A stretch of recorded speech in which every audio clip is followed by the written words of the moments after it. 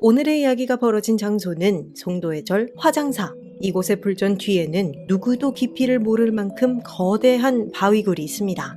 그리고 비가 오기 전에는 항상 푸른 연기의 한 줄기가 슥 피어올라 일렁이다가 사라지곤 했죠. 뭔가 심상치 않죠? 이를 두고 화장사를 오랫동안 지켜온 노스님들은 이렇게 말했습니다. 저 푸른 연기는 굴 안에 사는 거대한 뱀의 기운이라네. 하지만 스님, 그걸 어떻게 믿어요? 사람들은 그 말을 그저 노인의 농담으로 여겼습니다. 장마가 그치고 한여름에 뜨거운 햇빛이 내리쬐던 어느 날, 그것이 모습을 드러내기 전까지는요. 여느 때처럼 잠잠하던 바위구멍 너머로 머리를 불쑥 내민 그것은 앞쪽에는 새끼 고양이처럼 생긴 머리가, 뒤로는 비늘이 번쩍거리는 기다란 원통형의 몸통을 가진 괴물. 괴물의 등장과 동시에 까마귀 떼가 굴 위를 뱅뱅 돌기 시작하면서 공기는 금세 살벌해졌죠. 굴 위를 날아다니며 울부짖는 새들과 처음 보는 기이한 괴물의 모습에 승려들은 두려워 떨기 시작했습니다. 도무지 정체를 알 수 없는 그것이 입을 열어 혀를 날름거린 후에야 승려들은 깨달았습니다. 굴 안에서 나타난 그것의 정체가 노스님들이 말한 거대한 뱀이라는 사실을요.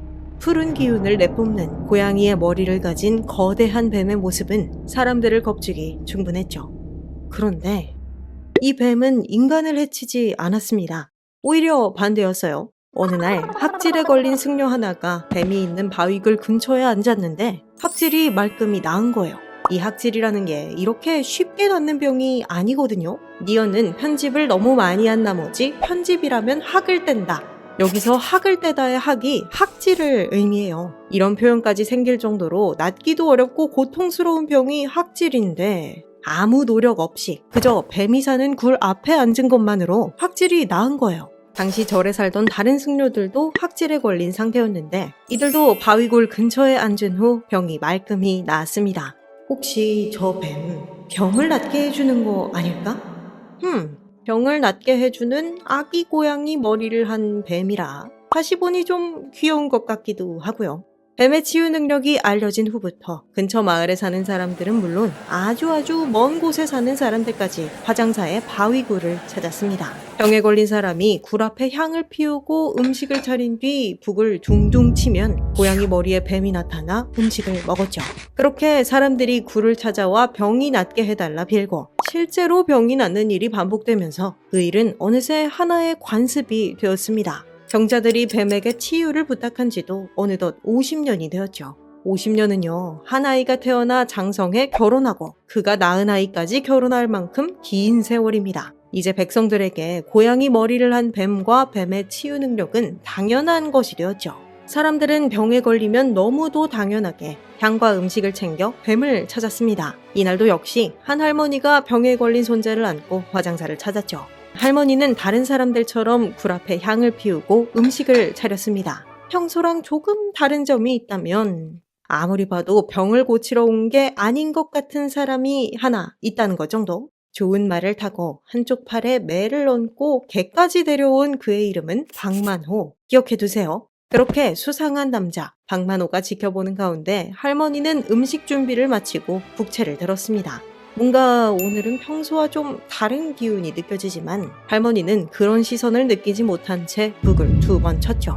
익숙한 북소리가 울려 퍼지자 고양이 머리를 한 뱀이 나와 음식을 먹기 시작했습니다. 고양이 머리에 붙어있는 기다란 뱀의 몸통, 번들거리는 혀로 음식을 감싸 먹는 모습. 화장사를 아는 이들에게는 너무도 자연스러운 장면이었지만 이 광경을 처음 목격한 박만호에게는 너무나도 기이한 모습. 놀란 그의 손이 순간적으로 활을 쥐었고 그의 화살은 뱀의 머리를 정확히 관통했습니다. 갑자기 날아온 화살에 할머니는 놀라 비명을 질렀고 아이는 울음을 터뜨렸으며 승려들은 절에서 일어난 살생에 놀라 합장하고 절을 올렸죠. 그러거나 말거나 박만호는 얼굴빛 하나 변하지 않은 채 채찍을 휘두르며 유유히 사라졌습니다. 그렇게 반세기 동안 사람들이 믿었던 존재는 단 한 발의 화살로 사라졌습니다. 그로부터 10년이라는 세월이 흘렀습니다. 그 사이 박만호는 원림이 되어 전국의 고을을 누비다가 나이가 들어 은퇴하고 고향에 돌아왔고요. 얼마 후 계모임 때문에 가족들과 함께 화장사를 찾았습니다. 머리는 백발이 되었지만 형형한 눈빛과 굳센 풍채가 여전한 그를 화장사의 승려들은 기억하고 있었죠. 전호인 왠지 낯이 익은데. 승려들은 함께 온 종에게 저 사람이 그 박만호가 맞는지 물어봤고요. 박만호가 맞다는 종의 대답을 듣고는 놀라움을 감추지 못했습니다.